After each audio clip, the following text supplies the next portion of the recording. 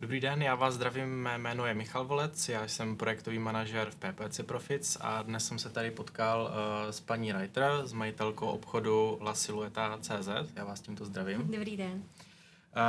My jsme se dneska potkali v Praze, vlastně skoro na otevření vaší nový prodejny, tak jestli byste nám mohla nějak představit tu vaši prodejnu a celkově vaši značku.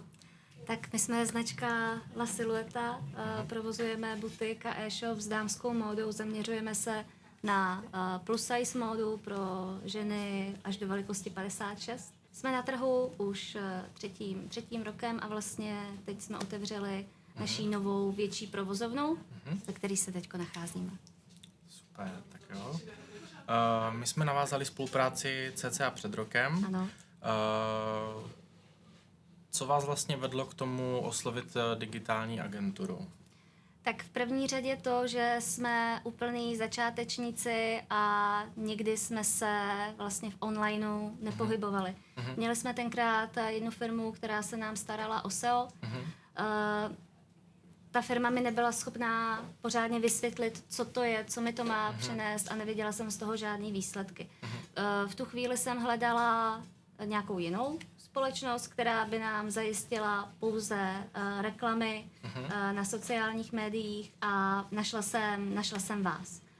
A následně jsme se domluvili na mnohem víc, než jenom na reklamách na sociálních sítích. My jsme vám vlastně udělali nabídku, nějaký komplexní balíček, ale vy jste si z něj mohla vybrat, nemusela jste brát všechny ty služby a nějak jsme to namodelovali právě pro vás. Co bylo tím rozhodnutím, že jste se rozhodla právě pro nás? Hádám, že jste asi měla i více nabídek, tak jestli... Měli jsme asi dvě, tři nabídky a já si velice vážím osobního přístupu, vážím si lidskosti a toho, že jste vlastně měli čas mi všechno vysvětlit, proč je potřeba dělat tohle, proč je potřeba dělat něco jiného, proč zase některé věci třeba ještě nedělat, protože by to byla zbytečná investice, to je věc, který si vážím velice. A spíš to byl i můj takovej pocit, že to bude dobrý a že to prostě zkusíme. I když v tu dobu to pro nás byla velká investice a bylo to něco, nad čím jsme hodně museli uvažovat, jestli do toho investovat. Rozumím. Vy jste tenkrát měli už vlastně tu prodejnu a chtěli jste rozšířit i ten e-shop. My jsme měli e-shop už od začátku, my jsme si to představovali trošku jako hurvínek válku, prostě jsme spustili e-shop a čekali jsme. A teď jsme čekali jako ty objednávky, až takhle začnou chodit, což se nestalo. Ale když tomu člověk nerozumí a vlastně neví, co má dělat jinak, tak je strašně těžký e-shop v dnešní době nastartovat. S tím jste nám pomohli. Super, tak to rád slyším. My jsme nějak vlastně začali a potom jsme tu spolupráci rozšiřovali. Rozšiřovali jsme vlastně počet článků na link building, přidali jsme i další reklamní kanály, teďka vlastně čerstvě to je i e-mailing, se kterým jste velmi spokojená. Ano, to jste nám vlastně doporučil s informací, že vám to velice dobře funguje a protože už jsme měli opravdu ty vztahy krásně jako propojený, tak jsem si řekla, že do toho půjdeme a že to navýšíme. A řeknu, že to bylo to nejlepší, co jsme mohli udělat. Super. Já vím, že i vlastně v létě jsme to rozšiřovali o Facebook, ano. Potom se chytl Facebook a teďka jsme přidali ten e-mailing. Ještě bych se vás rád zeptal, jak byste teda tu celkovou spolupráci ohodnotila, co si třeba na tom nejvíce chválíte, co vám nejvíce vyhovuje? Lidi. Vaši kolegové jsou úžasní, máme spolu vlastně častý cally, často si voláme, často si píšeme.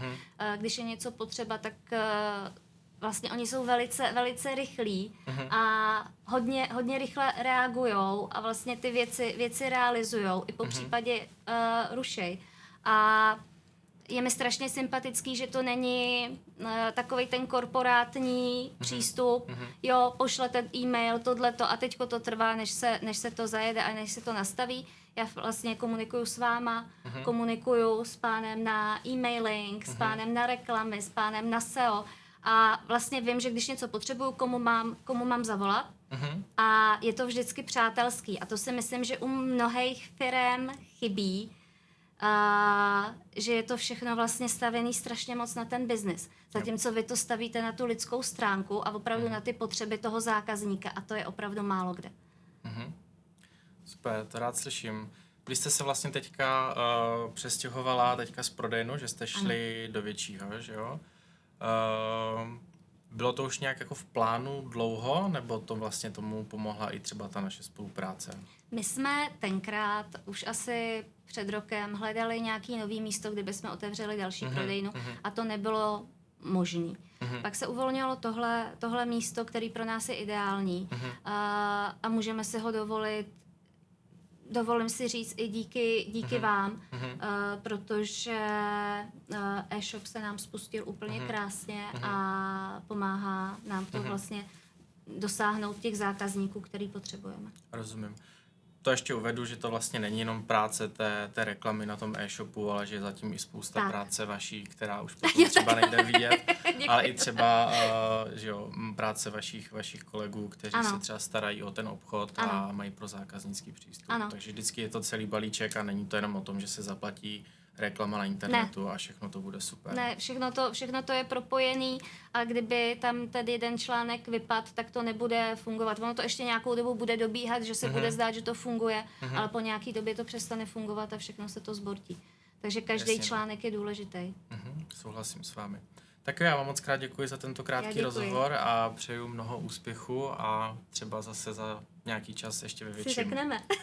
Děkuji. Dobře, taky děkuji.